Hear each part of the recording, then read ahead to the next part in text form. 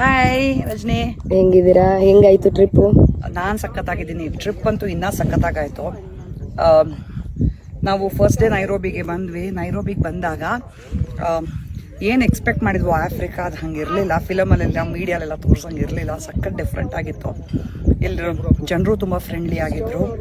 ಆಮೇಲೆ ನನಗೆ Nairobi national park ಹೋದಾಗಂತೂ ಫುಲ್ ಸರ್ಪ್ರೈಸು. ಸಿಟಿ ಮಧ್ಯ ಒಂದು ನ್ಯಾಷನಲ್ ಪಾರ್ಕ್ ಇದೆ, ಅಲ್ಲಿ ಕಾಣಿಸಿದಂಥ ಆ್ಯನಿಮಲ್ಸ್ ಇರ್ಬೋದು, ಅದು ಸಖತ್ತಾಗಿದೆ ಎಕ್ಸ್ಪೀರಿಯನ್ಸ್. ಆಮೇಲೆ ಒಳ್ಳೆ ಪಿಜೆಟಾಗಿ ಬಂದಾಗ ಅದ್ರದ್ದು ಸ್ಟೇ ಅಂತೂ ರಾತ್ರಿ ಎಲ್ಲ ಆ್ಯನಿಮಲ್ಸ್ ಎಲ್ಲ ಬಂದು ಶಬ್ದ ಮಾಡುತ್ತು, ಹೈನಾ ಕೇಳಿಸ್ತು. ಇನ್ನು ಯಾವುದೋ ಒಂದು ಟೆಂಟ್ ಹತ್ರ ಬಂದೇನೋ ಸ್ಕ್ರ್ಯಾಚ್ ಮಾಡುತ್ತಿತ್ತು. ಆಮೇಲೆ ಅಲ್ಲಿ ವೈಟ್ ರೈನೋಸಿರಸ್ ನೋಡಿದೆ ನಾನು, ನಾರ್ದರ್ನ್ ವೈಟ್ ರೈನೋಸಿರಸ್ 2 ಉಳಿದಿದೆ. ಅವೆರಡೂ ನಾನು ಹೋಗಿ ನೋಡ್ಕೊಂಡು ಬಂದೆ. So that was an amazing experience. ಆಮೇಲೆ ಲೈಕ್ ನೈವಿಷಾಗಿ ಹೋದಾಗ ಅಲ್ಲಿ ಹಿಪ್ಪೋಸ್ ನೋಡಿದ್ವಿ ಫಸ್ಟ್ ಟೈಮು. ಮ್ಯಾನ್, ಇದೆಲ್ಲ ನಿಜವಾಗ್ಲೂ ನಾವೇನು ನ್ಯಾಷನಲ್ ಜಿಯೋಗ್ರಫಿಕಲ್ಲಿ ನೋಡಿದ್ವೋ ಅದನ್ನೆಲ್ಲ ಲೈವ್ ಆಗಿ ನೋಡ್ತಾ ಇದ್ದೀವಿ.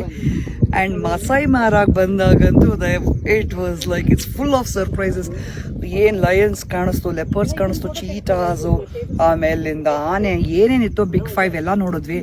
ಅಗ್ಲಿ 5 ಐ ಥಿಂಕ್ ಎಲ್ಲನೂ ನೋಡಾಗಿದೆ. All in all one of the best trips I have had. Very well organised, minute detail was taken care of. ನಾನು ಎಲ್ಲೂ ಯೋಚನೆ ಮಾಡಬೇಕಂತ ಇರಲಿಲ್ಲ. ಫುಡ್ಡು ಆ್ಯಸ್ ಎ ವೆಜಿಟೇರಿಯನ್ ನಂಗೆ ತುಂಬ ಆಪ್ಷನ್ಸ್ ಇತ್ತು ಫುಡ್ಡು. ಆಮೇಲೆ ನನ್ನ ಸೇಫ್ಟಿಗೂ ಯಾವುದೇ ರೀತಿ ಪ್ರಾಬ್ಲಮ್ ಇರಲಿಲ್ಲ, because I was travelling alone. But ಈಗ ಯಾರ್ಯಾರು ಸ್ಟ್ರೇಂಜರ್ಸ್ ಆಗಿದ್ದಾರೋ they have become like friends and I will cherish them for the rest of my life. Thank you Usiru international for this amazing trip. Thank you Bhavana. Thank you.